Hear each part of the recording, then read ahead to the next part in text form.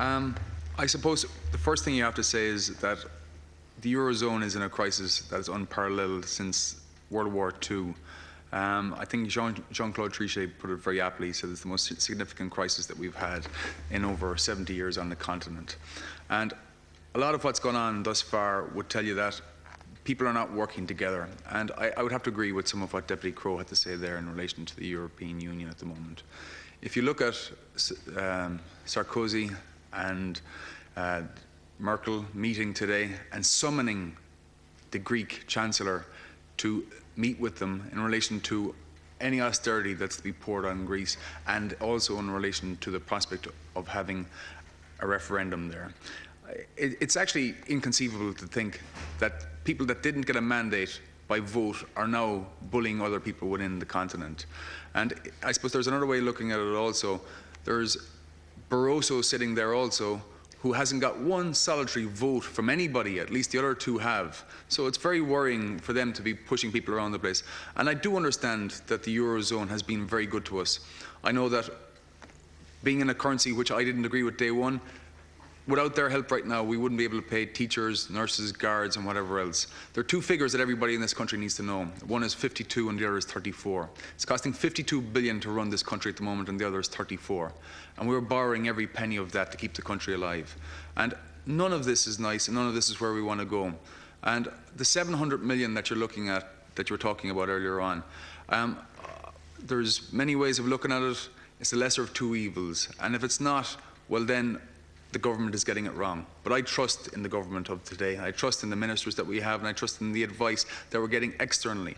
Unfortunately, I don't trust in our Department of Finance, because they're after making one enormous mess up over the last 16, 17 months, when they were told last August 2010 that there was an accounting error to the point of 3.6 billion euros. So you're losing credibility on some fronts, and in others you're winning. And we've had some wins. We've had the interest rate reduction, the terms extended, and we've had an ability to actually get ourselves back to the markets quicker than everybody else. So that's good. The diplomatic offensive has started, and just let me give you a little anecdotal information. We've been sent on, say, just as one of the previous speakers spoke about the British and Irish Parliamentary Assembly.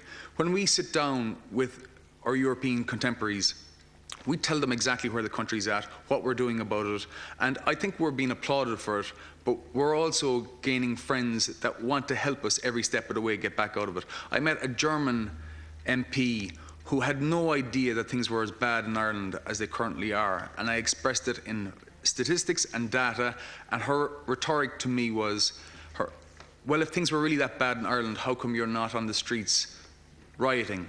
Well, my answer to that is, we did so in a peaceful manner in the ballot box. There were three parties that led the last government, two of which were obliterated and no longer sit in the House, and one of the others lost 75% of their seats. And I just have to say something in relation to the Greeks. I think they've got it wrong, what they're doing. A lot of their own people say what they're wrong as well.